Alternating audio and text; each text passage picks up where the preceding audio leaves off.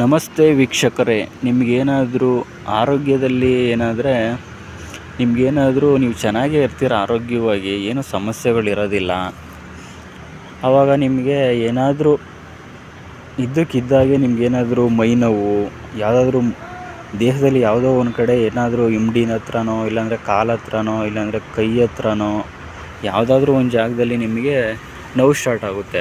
ನಿಮಗೆ ಏನು ಅನಿಸುತ್ತೆ ಅಂದರೆ, ನಾನು ಆರೋಗ್ಯವಾಗೇ ಇದ್ದೀನಿ, ಎಲ್ಲ ಚೆನ್ನಾಗೇ ಇದ್ದೀನಿ, ನನಗೇನು ಸಮಸ್ಯೆ ಇಲ್ಲ, ಏನೂ ಆಗಿಲ್ಲ, ಯಾಕೆ ಈ ಥರ ನನಗೆ ಈ ಥರ ಕಾಲಲ್ಲಿ ಹಿಂಡಿ ಹತ್ರ ನೋವು ಬರ್ತಾಯಿದೆ, ಕೆಳಗಡೆ ಪಾದ ಹತ್ರ ನೋವು ಬರ್ತಾಯಿದೆ, ಏನೂ ಸಮಸ್ಯೆನೇ ಇಲ್ವಲ್ಲ, ನನಗೇನು ತೊಂದರೆನೇ ಇಲ್ವಲ್ಲ ಅಂತ ಅನಿಸುತ್ತೆ ನಿಮಗೆ. ನನಗೆ ಯಾಕೆ ಈ ಥರ ಆಗ್ತಾಯಿದೆಯಲ್ಲ, ಇದ್ದಕ್ಕಿದ್ದಂಗೆ ಕಾಲು ನೋವು ಬರ್ತಾಯಿದೆಯಲ್ಲ ಅಂತ ಅನಿಸುತ್ತೆ.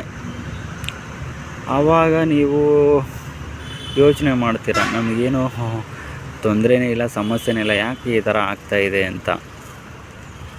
ಆವಾಗ ನಾನು ಈ ವಿಷಯ ಹೇಳ್ತಾ ಇರೋದು ಏನರ ಬಗ್ಗೆ ಅಂದರೆ, ನೀವು ಆರೋಗ್ಯವಾಗೇ ಇರ್ತೀರ, ನಿಮಗೇನು ಸಮಸ್ಯೆ ಇರೋದಿಲ್ಲ ಅಂಥವ್ರಿಗೆ ಮಾತ್ರನೇ ಈ ಹೇಳ್ತಾ ಇರೋವಂಥ ವಿಷಯ ನಾನು. ಅದು ಏನು ವಿಷಯ ಅಂದರೆ, ನಾನು ಈ ನೋವು ಯಾಕೆ ಬರ್ತದೆ ಇದ್ದಕ್ಕಿದ್ದಾಗೆ ಅಂದರೆ, ನಾನು ಹೇಳ್ತಾ ಇರೋದು ನಿಮ್ಗೇನಾದರೂ ಆಕ್ಸಿಡೆಂಟಾಗಿ ಎಲ್ಲರೂ ಬಿದ್ದಿರ್ತೀರ, ಇಲ್ಲಾಂದರೆ ಎಲ್ಲಾದರೂ ಏನಾದರೂ ಏಟು ಮಾಡ್ಕೊಂಡಿರ್ತೀರ, ಸುಮ್ಮನೆ ಒಳಗಡೆ ಏನಾದ್ರು ನೋವು ಮೂಳೆಗೆ ಇಲ್ಲಾಂದರೆ ಚರ್ಮಕ್ಕೆ ಏನಾದ್ರು ನೋವಾಗಿದ್ದರೆ ಆ ಸಮಸ್ಯೆಗಳಿಗೆ ಇದಾಗೋದಿಲ್ಲ, ಏನಂದರೆ ವಾಸಿ ಆಗೋದಿಲ್ಲ. ನಾನು ಹೇಳೋದು ನಾರ್ಮಲ್ಲಾಗಿ ಆರೋಗ್ಯವಾಗಿ ಇರ್ತಾರೆ, ಅವ್ರಿಗೆ ಯಾವ ಸಮಸ್ಯೆನೂ ಇರೋದಿಲ್ಲ. ಇದ್ರೂ ಏನಾದರೂ ಯಾವುದೋ ಒಂದು ಕೈಯಲ್ಲಿ ಇಲ್ಲಾಂದರೆ ಮೈಯಲ್ಲಿ ಯಾವುದೋ ಒಂದು ದೇಹದಲ್ಲಿ ಎಲ್ಲೋ ಒಂದು ಕಡೆ ಆರೋಗ್ಯವಾಗಿ ಇರ್ತಾರೆ, ಅಂಥವ್ರಿಗೆ ನೋವು ಬರ್ತಾ ಇರುತ್ತೆ. ಅಂಥವ್ರಿಗೆ ಮಾತ್ರ ಈ ಮೆಥಡನ್ನ ಫಾಲೋ ಮಾಡಿದ್ರೆ ಆ ನೋವು ಆಟೋಮೆಟಿಕ್ಕಾಗಿ ವಾಸಿ ಆಗುತ್ತೆ.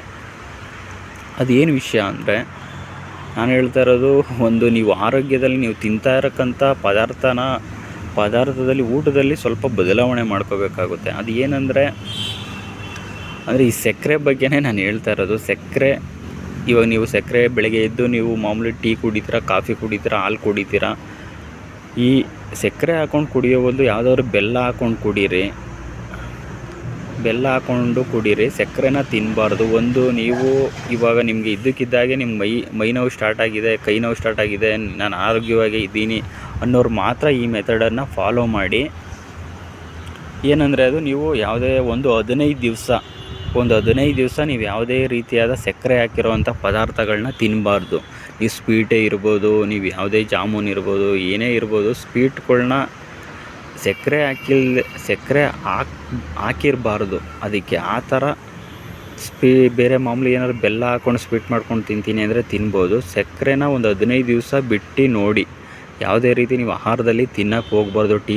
ಟೀಯಲ್ಲಿ, ಕಾಫಿಯಲ್ಲಿ, ಹಾಲಲ್ಲಿ, ಸ್ವೀಟಲ್ಲಾಗಲಿ ಯಾವುದೇ ರೀತಿಯಾದ ಸಕ್ಕರೆನ ತಿಂದಿರಾನೆ ನೀವು 15 ದಿವಸ ನೀವು ಆಟೋಮೆಟಿಕ್ಕಾಗಿ ಸಕ್ಕರೆನ ಬಿಟ್ಬಿಟ್ಟು ಮಾಮೂಲಿಯಾಗಿ ನಾರ್ಮಲಾಗಿ ಊಟ ಮಾಡಿ ಏನು ಮಾಡ್ತೀರಾ ಆ ಥರ ಮಾಡಿಕೊಂಡು 15 ದಿವಸ ನೀವು ಯಾವುದೇ ರೀತಿಯಾದ ಸಕ್ಕರೆನ ತಿಂದಿರ ನೋಡಿ ಗೆಳೆಯರೆ, ನಿಮಗೆ ಇದ್ದಕ್ಕಿದ್ದಾಗೆ ಆ ನೋವು ವಾಸಿಯಾಗುತ್ತೆ. ಯಾಕಂದರೆ ಇದನ್ನು ನನಗಾಗಿತ್ತು, ಅದರಿಂದ ನಾವು ಬೇರೆಯವ್ರಿಗೂ ಹೇಳಿದೆ, ಅವ್ರಿಗೂ ಹೌದು ಕರೆಕ್ಟು, ನನಗಿದ್ದಕ್ಕಿದ್ದಂಗೆ ದೇಹದಲ್ಲಿ ನೋವು ಬರ್ತಾಯಿತ್ತು, ಕೈ ನೋವು ಬರ್ತಾಯಿತ್ತು. ಅದು ಈ ಥರ ಸಕ್ಕರೆನ 15 ದಿವಸ ಬಿಟ್ಟು ನೋಡಿದ್ಮೇಲೆ ಆ ಜಾಗದಲ್ಲಿ ನೋವು ಕಡಿಮೆ ಆಗಿದೆ ಅಂತ ಹೇಳಿದ್ದಾರೆ. ನಾನು ಟ್ರೈ ಮಾಡಿದ್ದೀನಿ, ನನಗೂ ಅದೇ ಥರ ಆಗಿತ್ತು. ನನ್ನ ಆರೋಗ್ಯವಾಗಿ ನಾನು ಚೆನ್ನಾಗೇ ಇದೆ. ಇದ್ದಕ್ಕಿದ್ದಂಗೆ ನನಗೆ ಕಾಲು ನೋವು ಬರ್ತಾಯಿತ್ತು. ನಾನು ಈ ಸಕ್ಕರೆ ತಿನ್ನೋದನ್ನು ಬಿಟ್ಟ ಮೇಲೆ ನನಗೆ ಆಟೋಮೆಟಿಕ್ಕಾಗಿ ಆ ಜಾಗದಲ್ಲಿ ನೋವು ಅನ್ನೋದು ವಾಸಿಯಾಗಿದೆ. ಅದಕ್ಕೋಸ್ಕರ ನಾನು ನಿಮ್ಗೆ ಯಾರಿಗಾದರೂ ಈ ಸಮಸ್ಯೆಯಿಂದ ಏನಾದರೂ ನನಗೆ ಈ ಥರ ಸಮಸ್ಯೆ ಆಗಿದೆ ಅಂತ ನೀವು ತೊಂದರೆ ಪಡ್ತಾ ಇರೋರು ಈ ಮೆಥಡನ್ನ ಫಾಲೋ ಮಾಡಿ, ಇದು ಮಾಡಿ ಅಳವಡಿಸ್ಕೊಳ್ಳಿ ಅಂತ ನಾನು ಹೇಳ್ತಾ ಇದ್ದೀನಿ. ನಾನು ಹೇಳ್ತಾ ಇರೋದು ಏನಂದರೆ, ಆರೋಗ್ಯವಾಗಿ ಇರ್ತೀರ, ಇದ್ದಕ್ಕಿದ್ದಾಗೆ ಎಲ್ಲಾದರೂ ನಿಮ್ಮ ದೇಹದಲ್ಲಿ ನೋವುಗಳು ಬರ್ತಾಯಿದೆ ಅನ್ನೋರು ಮಾತ್ರ ಇದನ್ನು ಈ ಥರ ಫಾಲೋ ಮಾಡಿ, ಅವ್ರಿಗೆ ಇದು ವಾಸಿಯಾಗುತ್ತೆ. ಬೇರೆ ಏನಾದರೂ ಅವ್ರಿಗೆ ಆಪ್ರೇಷನ್ ಮಾಡಬೇಕು, ಏನಾದರೂ ಪ್ರಾಬ್ಲಮ್ ಇರುತ್ತೆ ಮೂಳೆಯಲ್ಲಿ, ಅಂದರೆ ಮಾಂಸಖಂಡದಲ್ಲಿ ಏನೋ ಪ್ರಾಬ್ಲಮ್ ಇದೆ ಅನ್ನೋರಿಗೆ ಅದು ಆಪ್ರೇಷನ್ನೇ ಮಾಡಬೇಕು ಅಂತ ಹೇಳ್ತಾ ಇರ್ತಾರೆ. ಅಂಥವ್ರಿಗೆ ಇದು ವಾಸಿ ಆಗೋಲ್ಲ. ಅದನ್ನು ನಾನು ಏನಿದ್ರು ಆರೋಗ್ಯವಾಗಿರ್ತಾರೆ, ಇದ್ದಕ್ಕಿದ್ದಾಗೆ ಮೈ ನೋವು ಬರ್ತಾಯಿದೆ, ಕೈ ನೋವು ಬರ್ತಾಯಿದೆ ಅನ್ನೋರಿಗೆ ಮಾತ್ರ ಇದು ಯೂಸ್ ಆಗುತ್ತೆ. ಫ್ರೆಂಡ್ಸ್, ನಿಮ್ಗೇನಾದ್ರು ಇಷ್ಟ ಆದರೆ ಲೈಕ್ ಮಾಡಿ, ಶೇರ್ ಮಾಡಿ, ಸಬ್ಸ್ಕ್ರೈಬ್ ಮಾಡಿ ಅಂತ ಹೇಳ್ತೀನಿ. ನಮಸ್ತೆ ಕನ್ನಡ ಜನತೆಗೆ.